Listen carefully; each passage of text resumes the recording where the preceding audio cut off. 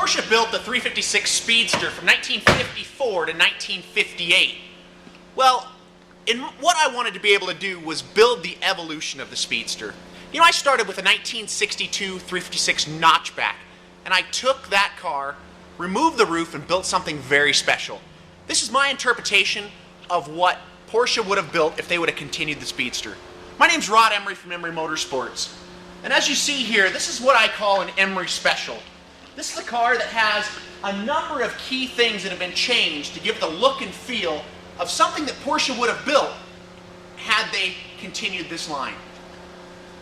Like I said, the first thing I did is I removed the roof, and then I restructured some of the front end.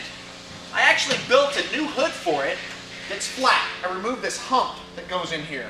Put a gas tank with a gas filler through the hood.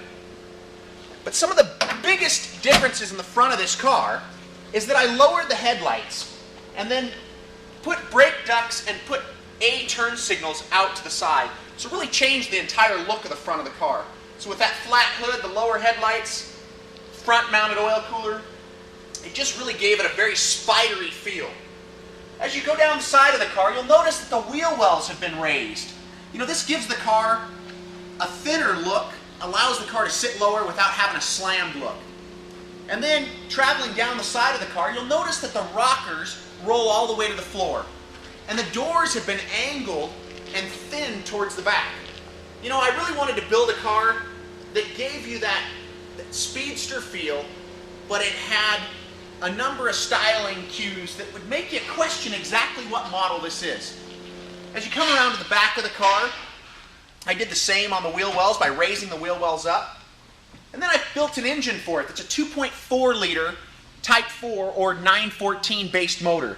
You know, this is fuel injected with plenty of power to really get this car going and up and running.